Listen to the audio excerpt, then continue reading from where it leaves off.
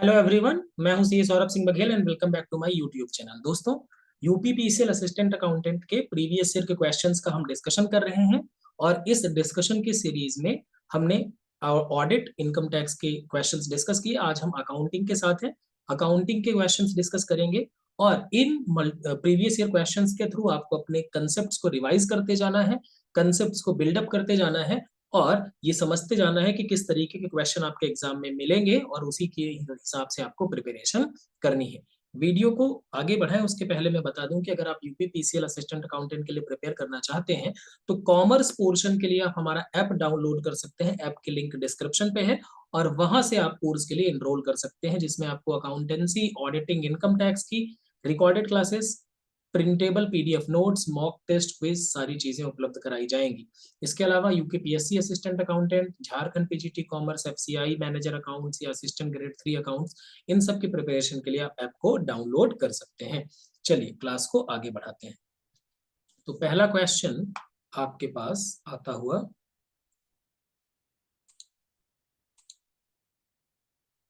Which with respect to with respect to an income and expenditure account, which of the following statements is incorrect? निम्नलिखित में आय एवं व्यय खाते के लिए कौन सा कथन जो है, विवरण, वो असत्य है, इनकरेक्ट। ध्यान रखना, both cash items and non cash items such as depreciation are taking into consideration। भाई इनकम एंड एक्सपेंडिचर में तो दोनों ही आइटम लिखे जाते हैं, चाहे वो कैश हो चाहे नॉन कैश हो। ठीक है। It is a revenue account prepared, तो ये सही है। सही है का मतलब गलत है, ठीक है, क्योंकि क्वेश्चन में गलत ढूंढना है। It is a revenue account prepared at the end of accounting period to finding out surplus और deficit. Income and expenditure account बनाने के बाद हमें सरप्लस या डेफिसिट के बारे में पता चलता है, बिल्कुल सही बात है, तो ये भी सही है। All capital expenditures and incomes are included. Income and expenditure account में कैपिटल एक्सपेंडिचर और इनकम को भी इंक्लूड किया जाता है, ऐसा कहना बिल्कुल ही असत्य है। वहां पर सिर्फ रेवेन्यू एक्सपेंडिचर्स और इनकम्स को इंक्लूड किया जाता है, तो ये क्या हो गया, गलत। अब क्योंकि ये गलत है इसलिए इस क्वेश्चन का ये हो गया सही जवाब। चौथा भी पढ़ लेते हैं। It is prepared by matching expenses against revenue for period. Matching concept क्या होता है भाई, कि जिस टाइम पीरियड का आप रेवेन्यू लिख रहे हो उसी टाइम पीरियड का आप खर्चा भी लिखिए, ये है मैचिंग कंसेप्ट। तो बिल्कुल सही बात है, ये भी सही होता है। तो इसका गलत जवाब क्या है, सी, और गलत जवाब होने की वजह से यही क्या हो गया, सही जवाब। ठीक है। अगला, with respect to final accounts which of the following statements is incorrect. Final accounts के केस में कौन सा स्टेटमेंट इनकरेक्ट है, गलत है। A loss is an expenditure which does not bring any benefit to concern। भाई लॉस से कौन सा फायदा होता है, कोई फायदा नहीं होता। लॉस होता है तो नुकसान है भाई, मतलब लॉस होता है तो नुकसान है, मतलब हमें कोई भी क्या कह सकते हैं, उसकी वजह से बेनिफिट नहीं मिलता। All liabilities which become due for payment within year are classified as long term liability। एक साल के अंदर जिनका पेमेंट करना पड़ेगा उन्हें लॉन्ग टर्म लाइबिलिटी बोलेंगे, कदापि नहीं। वो क्या कहलाएंगी, करेंट लाइबिलिटी। वो क्या कहलाती हैं, करेंट लाइबिलिटीज। ऐसी लाइबिलिटीज जिसके बदले में 12 महीने के अंदर पेमेंट करना है वो करेंट लाइबिलिटीज कहलाएंगी। तो ये हो गया गलत, और गलत हो गया इसीलिए ये क्या हो जाएगा, सही, क्योंकि इनकरेक्ट ढूंढना है, असल गलत वाला। फिर आगे भी पढ़ लेते हैं। द इनकम स्टेटमेंट शोज इधर नेट प्रॉफिट और नेट लॉस। बिल्कुल सही बात है, इनकम स्टेटमेंट यानी कि प्रॉफिट एंड लॉस अकाउंट से नेट प्रॉफिट या नेट लॉस पता चलेगा आपको। And salary paid in advance is not an expense because it neither reduces asset nor liabilities. देखो होता क्या है, समझना। मान लो अकाउंटिंग इक्वेशन बनाते हैं, ठीक है। अकाउंटिंग इक्वेशन में मान लो आपके पास कैश है 1 लाख का, ठीक है, और कैपिटल प्लस लाइबिलिटी भी है मान लो 1 लाख की, ठीक है। अब कैश में आपने 20,000 रुपए दे दिया एडवांस सैलरी, 20,000 आपने क्या कर दिया एडवांस सैलरी, तो कैश आपके पास कितना बचेगी, 80,000। और एक और एसेट आ जाएगी प्रीपेड सैलरी,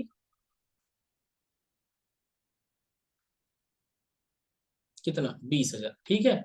अभी भी आप देखिए एसेट साइड का टोटल कितना है, 1 लाख। तो सैलरी पेड इन एडवांस ये प्रीपेड खर्चा है, और प्रीपेड खर्चा एक्सपेंस नहीं है, क्यों, क्योंकि ये तो ना तो एसेट कम करता और ना ही लाइबिलिटी, तो ये भी सही है, ठीक है, ध्यान रखिए। अगला, which of the following expenditure receipt is regarded as revenue. इनमें से कौन सी एक्सपेंडिचर या रेसिप्ट को रेवेन्यू माना जाए। तो 15,000 रुपए खर्चे किए हैं ट्रेवलिंग पर, डायरेक्टर्स के ट्रिप पर, फॉरेन अब्रॉड गए थे, विदेश में कोई एसेट लेने गए थे, मशीन लेने गए थे भाई, तगड़ी मशीन होगी, और उस पर 15,000 का खर्चा किया, पता नहीं कौन से देश में गए थे, 15,000, आई थिंक नेपाल ही गए होंगे, 15,000 में तो उतने में ही आ पाएंगे भाई, नेपाल ट्रेन वगैरह मतलब बस से चले गए होंगे, ठीक है, बाकी तो और कहाँ जाएंगे अभी। तो 15,000 ट्रेवलिंग पे लगा तो उस पे जो कैपिटल एसेट है उसके लिए खर्चा किया गया, तो ये रेवेन्यू माना जाएगा क्या? नहीं भाई, इसको कैपिटल एसेट के खर्चे में ही जोड़ देगा। फिर 15,000 spent on demolition of building construct a bigger building, भाई एक बिल्डिंग छोटी सी थी उसको तोड़कर बड़ी बिल्डिंग, तो बड़ी बिल्डिंग बनाने के लिए छोटी को तोड़ना पड़ा, छोटी को तोड़ने के लिए जो खर्चा हुआ वो बड़ी बिल्डिंग के कॉस्ट में इंक्लूड कर लेंगे, तो ये भी कैपिटल है। Insurance claim 15,000 received on account of machinery damage caused by fire, machine में आग लग गई थी, 15,000 इंश्योरेंस क्लेम मिला, रेवेन्यू रेसिप्ट है क्या? कदापि नहीं। 15,000 received from trade receivable during their, भाई ट्रेड रिसीवेबल यानी जिनको हमने गुड्स उधार बेचा था, डेटर्स थे, डेटर से पैसा मिला, तो जाहिर सी बात है ये क्या कहलाएगा? रेवेन्यू रेसिप्ट कहलाएगा, तो ऑप्शन नंबर डी हो जाएगा सही जवाब। अगला, with respect to income receipt and payment account, मैं आपको बता दूं इनकम एंड एक्सपेंडिचर और रेसिप्ट एंड पेमेंट से आपको 3 से 4 नंबर के क्वेश्चन कम से कम दिखेंगे, 5 भी हो सकते हैं, 3 नंबर कम से कम और 5 तक दिख सकते हैं, ठीक है। तो रेसिप्ट इनकम है, रेसिप्ट एंड पेमेंट अकाउंट के रेस्पेक्ट में which of the following statement is correct, इनमें से कौन सा सत्य है? Both revenue and capital nature transactions are recorded in income and expenditure account, यानी कि रेवेन्यू और कैपिटल दोनों तरह के ट्रांजैक्शंस को इनकम एंड एक्सपेंडिचर अकाउंट में रिकॉर्ड किया जाता है, ये सही है। अरे नहीं, मतलब इनकम एंड एक्सपेंडिचर लिखा, sorry sorry, income and expenditure account में रिकॉर्ड नहीं किया जाता, तो ये गलत है। Receipt and payment account for not for profit organisation follows cash system of account, बिल्कुल सही बात है। रेसिप्ट एंड पेमेंट जो होता है यानी प्राप्ति एवं भुगतान खाता नगद आधार पर, रोकड़ आधार पर बनाया जाता है, तो ये सही है। Receipt and payment account gives detail of expenses outstanding for the year, receipt and payment से आउटस्टैंडिंग एक्सपेंस के बारे में पता बिल्कुल नहीं चलता। Sale of gross by sport club is to be treated as sale of an asset, पूछ रहे हैं कि स्पोर्ट्स क्लब था एक, मान लो एक स्पोर्ट्स क्लब है, वहां ग्राउंड है, ग्राउंड पे चारा था, उस चारे को बेच दिया, ठीक है, घास को बेच दिया, तो क्या वो एसेट का सेल मान लिया जाएगा? नहीं माना जाएगा, तो ये भी क्या है? गलत है। तो ये 3 गलत हो गया, तो ऑप्शन नंबर बी क्या हो गया? सही। अगला, with respect to a bill of exchange which of the following statements is or are correct. Bill of exchange 4 number का, अगेन आपको वेटेज रखेगा एग्जाम में, इसके बारे में कौन सा सही है या कौन से सही हैं, एक से ज्यादा भी सही हो सकते हैं। A bill contains an unconditional order to pay, यानी कि बिना शर्त आदेश होता है, बिल्कुल सही है। A bill is paid by acceptor, bill acceptor द्वारा पे किया जाता है, सही बात है। A bill is drawn by creditor, देखो होता क्या है बिल ऑफ एक्सचेंज, ए ने, ए है मान लो, बी को माल उधार बेचा, तो ए क्या बनेगा आपका? ए बन जाएगा आपका क्रेडिटर, ए के लिए बी क्या हो गया? क्रेडिटर, सॉरी डेटर, और ये क्या है भैया? ये है आपका डेटर, ठीक है। ए बिल लिखेगा बी को, तो ए बन जाएगा ड्रॉअर, ठीक है, और बी क्या बन जाएगा? ड्रॉई। फिर जब ये बिल को एक्सेप्ट कर लेगा तो ये क्या बन जाएगा? एक्सेप्टर बन जाएगा, ठीक है। तो bill is drawn by creditor, ये भी सही है। अब bill of exchange the notice of dishonour must be given, अब मान लो ए ड्यू डेट पर ये बिल लेके जाता है बी के पास, और बिल बी इसका पेमेंट करने से मना कर देता है, तो इसको बोलते हैं डिसऑनर हो गया है बिल, तो उसकी केस में नोटिस दिया जाना अनिवार्य है, बिल्कुल सही बात है। तो चारों ही सही है, तो ऑप्शन नंबर ए हो जाएगा सही जवाब। अगला क्वेश्चन, एज पर शेड्यूल 3, शेड्यूल 3 ध्यान से पढ़िएगा, 4 से 5 नंबर का क्वेश्चन शेड्यूल 3 से भी आपको देखने को मिल सकता है।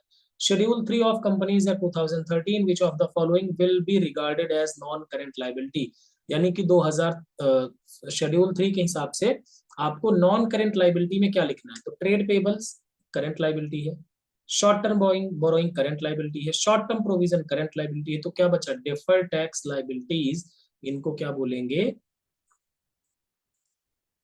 नॉन करेंट लाइबिलिटी, ठीक है, यानी अस्थगित कर देनदारी। अगला, ये हिंदी में नहीं आया, इसके लिए क्षमा प्रार्थी हूँ। With respect to a bill of exchange which of the following statements are correct, यानी कि कौन सा सत्य है बिल ऑफ एक्सचेंज के केस, ठीक है। A bill of exchange can be passed on to another person by endorsement, endorsement को हिंदी में कहते हैं पृष्ठांकन, ठीक है। यानी बिल ऑफ एक्सचेंज के पीछे लिख करके हम किसी और को भी सौंप सकते हैं। मान लीजिए हमारे पास एक बिल ऑफ एक्सचेंज है, हमने उस पर किसी और को सौंपना था तो उसका नाम लिख दिया और सौंप दिया, ठीक है, उसको कर सकते हैं बिल्कुल, तो ये सही है।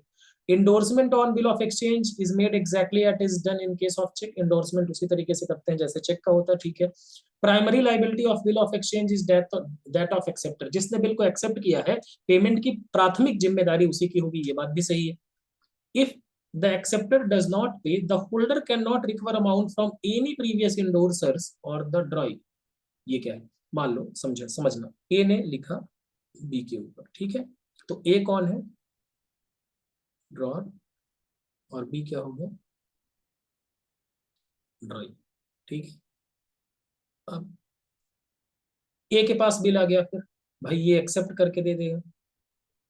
ए ने ये बिल दे दिया एक्स को, एक्स ने ये बिल दे दिया वाई को, वाई ने ये बिल दे दिया जेड को। अब जेड ड्यू डेट पर पहुंचा बी के पास कि भैया तुमने बिल एक्सेप्ट किया था, पेमेंट कर लो। बी ने इसको गालियां दे के भगा दिया, थप्पड़ भी मारे।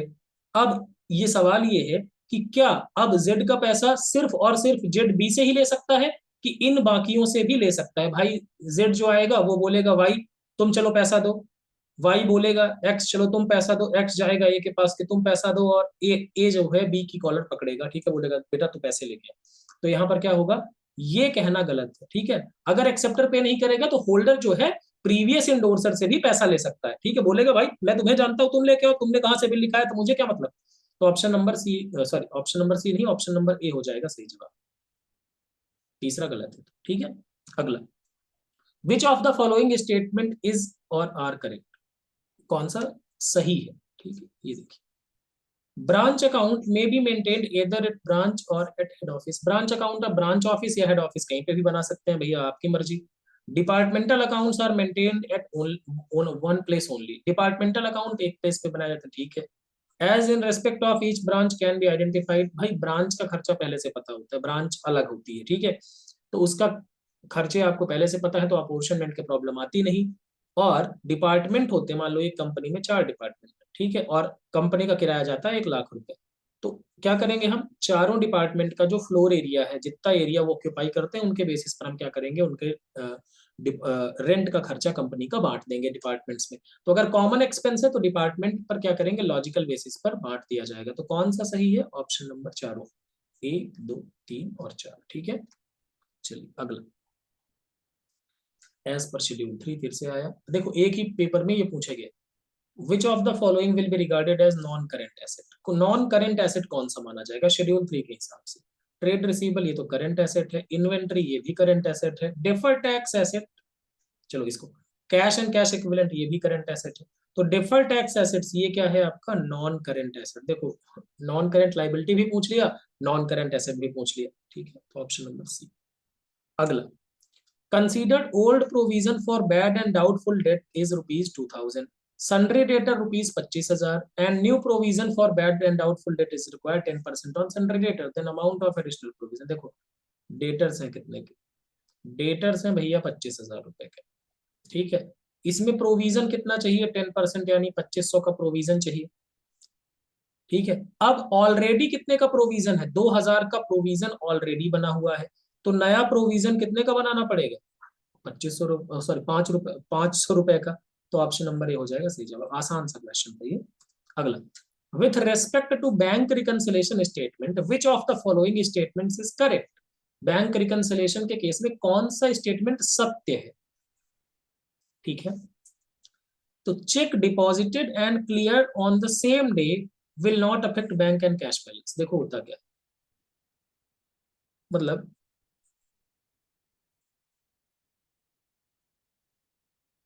चेक डिपॉजिट किया, यहाँ पर actually bank and cash book ऐसे लिखना चाहिए था, यहाँ पर थोड़ा सा गड़बड़ है। तो यहाँ पर मान लो आपने कैश बुक और ये पासबुक, आपने चेक डिपॉजिट किया तो बैंक कॉलम में क्या करेंगे, आप बढ़ा देंगे, मान लीजिए 10,000 का चेक, और उसी दिन बैंक ने वो चेक क्लियर भी कर दिया तो पासबुक में भी आपका बैलेंस कितने से बढ़ जाएगा, 10,000 से, तो दोनों में डिफरेंस नहीं आएगा, ठीक है, तो ये सही है। बाकी देख लेते हैं। Reserve bank of India prepares bank reconciliation statement. भैया बैंक रिकंसिलिएशन स्टेटमेंट वो बनाता है जिसका बैंक में खाता हो, तो रिजर्व बैंक ऑफ इंडिया कदापि नहीं बनाएगा। Trial balance document is required for bank reconciliation. नहीं जी, बिल्कुल नहीं। बैंक रिकंसिलिएशन के लिए आपको कैश बुक और पासबुक चाहिए होता है। Bank overdraft as per cash book means debit balance. Cash book का अगर डेबिट बैलेंस है, इसका मतलब क्या है, वो आपका बैंक का क्रेडिट बैलेंस है। और कैश बुक का अगर क्रेडिट बैलेंस है तो वो बैंक का डेबिट बैलेंस है, इसका मतलब वो ओडी है, ध्यान रखिएगा। ठीक है, तो ये भी गलत होगी। तो सही कौन सा है? Option number A. अगला, financial statement as per section dash dash of companies act 2013 inter alia include a balance sheet at the end of financial year. देखो सेक्शन 2 है ना, इसमें डेफिनेशंस दी गई है। तो सेक्शन 2 क्लॉज 40 में फाइनेंशियल स्टेटमेंट को बताया गया है। क्या क्या आता है? Statement of profit and loss, balance sheet, cash flow statement and statements of changes in equity, और नोट्स टू अकाउंट्स भी आता है। ठीक है, तो ये सारी चीजें आती है। अगला, a sum of rupees 2000 withdrawn by the proprietor for personal use was debited by traveling expenses account. What is the rectification journal entry? देखो हुआ क्या है, एक प्रोप्राइटर है, उसने अपने बिजनेस से 2000 रुपए पर्सनल यूज के लिए निकाल लिए। ठीक है, तो एंट्री क्या होनी चाहिए थी? बताओ, एंट्री होनी चाहिए थी drawings account debit to, sorry, to cash account. Drawing personal account है, तो यहाँ पे क्या हुआ? 2000 और ये 2000। ठीक है, लेकिन इन्होंने किया क्या? इन्होंने गलत कर दिया है और इन्होंने ट्रैवलिंग एक्सपेंस अकाउंट को डेबिट कर दिया। तो क्या लिखा? Travelling expense account debit to cash account 2000 2000। ठीक है, ये हो गया। अब ये करना था और ये कर गए, तो जो न करना था कर गए, और ये भी कितने जाके मर गए। तो हमें मरना नहीं है। ठीक है, तो हमें क्या करना है भाई? ड्राइंग अकाउंट को अब हम रेक्टिफिकेशन एंट्री क्या करेंगे? रेक्टिफिकेशन एंट्री क्या करेंगे बताओ? ड्राइंग अकाउंट डेबिट करना था, नहीं किया, तो ड्राइंग अकाउंट को क्या करेंगे? डेबिट करेंगे। कितने से करेंगे? 2000 से करेंगे। ठीक है, सॉरी 20,000 लिख दो, 2000 से करेंगे। और ट्रैवलिंग एक्सपेंस अकाउंट डेबिट नहीं होना था लेकिन डेबिट हो गया, तो इसके इफेक्ट को खत्म करने के लिए डेबिट वाले को क्या करना पड़ेगा? क्रेडिट करना पड़ेगा। और अगर क्रेडिट करेंगे तो फिर ये जो है 2000 से क्रेडिट हो जाएगा। ठीक बात है। चलिए अगले question. Original cost of the asset जो है वो है आपकी 11,20,000। ठीक है, और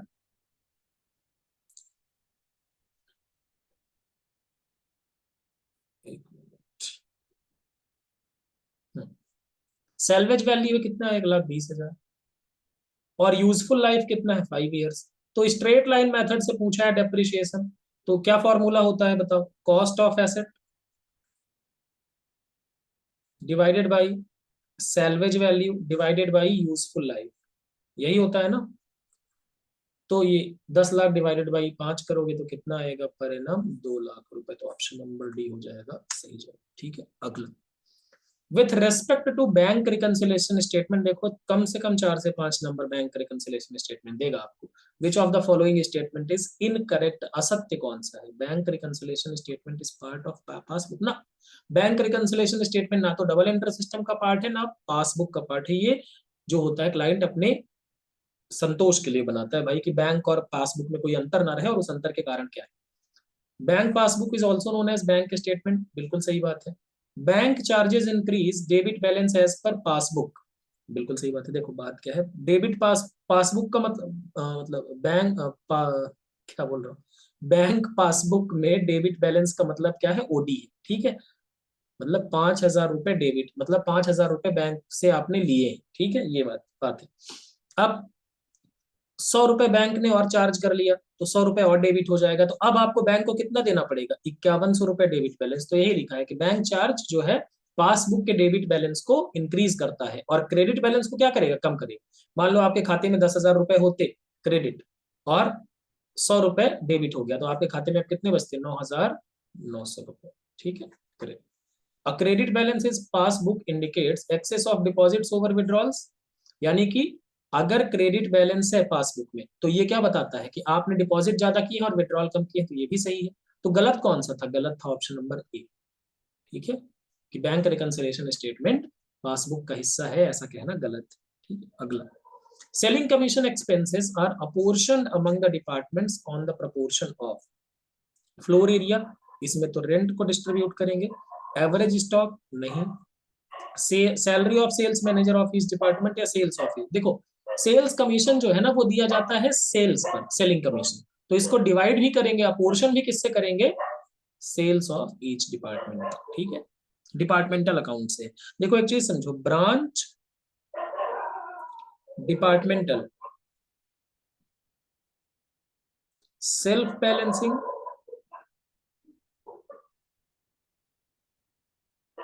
सेल्फ एंड सेक्शनल बैलेंसिंग दोनों को बोलेंगे, एंड आपका डबल अकाउंट सिस्टम,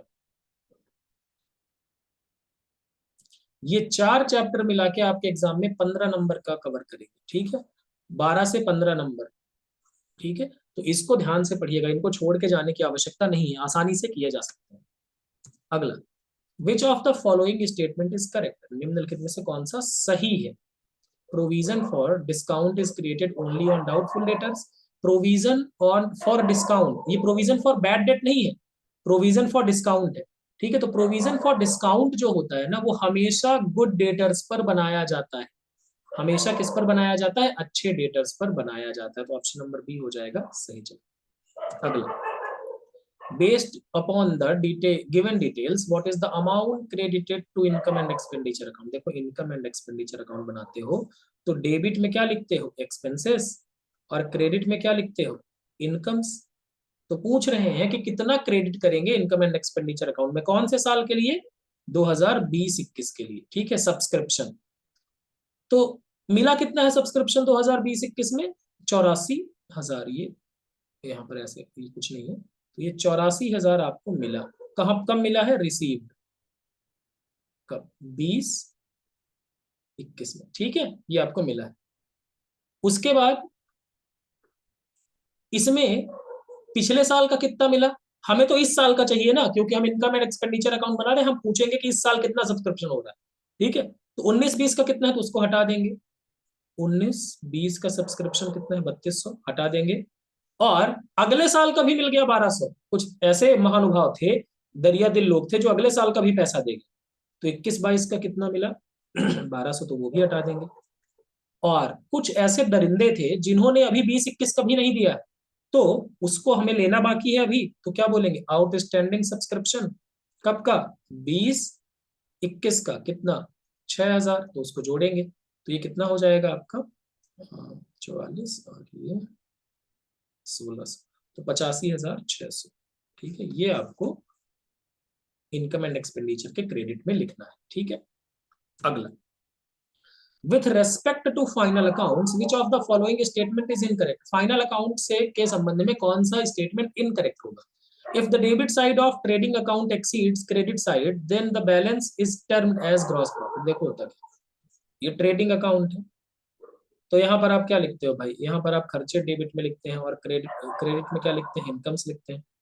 ठीक है, यही करते हो, मतलब यहाँ पर परचेस से जुड़ी हुई आइटम लिखते हैं और यहाँ पर सेल से जुड़ा हुआ आइटम। तो क्रेडिट में खर्चे हैं, तो अगर एक बात बताओ, क्रेडिट डेबिट साइड ज्यादा है और क्रेडिट साइड कम, यानी मान लो डेबिट साइड 10 लाख है और क्रेडिट साइड 8 लाख, तो क्या होगा? लॉस होगा, ग्रॉस लॉस 2 लाख रुपए का। तो यहाँ पर ये कह रहे हैं कि अगर डेबिट साइड ज्यादा है क्रेडिट साइड से तो ग्रॉस प्रॉफिट होगा, ऐसा कहना गलत। ठीक है, sales less cost of good sold equal to gross profit, sales minus COGS क्या कहलाएगा? ग्रॉस प्रॉफिट कहलाएगा। An assets give rise to expenditure when it is acquired and to an expense when it is consumed। एक asset जो है वो expenditure को बढ़ाता है जब उसे खरीदा जाता है। जाहिर सी बात है, 10 लाख का मान लो एक मशीन खरीदा, तो उसने ये जब खरीदा तो ये कैपिटल एक्सपेंडिचर है, ध्यान रखिएगा। क्यों? क्योंकि इसका बेनिफिट आपको लंबे टाइम तक मिलेगा। लेकिन मान लो 5 साल आप इसका इस्तेमाल करेंगे तो हर साल आप 2 लाख का डेप्रिसिएशन चार्ज करेंगे, तो ये 2 लाख का जो डेप्रिसिएशन आप चार्ज कर रहे हैं ये आपका एक्सपेंस है। क्यों? क्योंकि आप एसेट को यूज कर रहे हैं, कंज्यूम कर रहे हैं। ठीक है, तो ये सही है।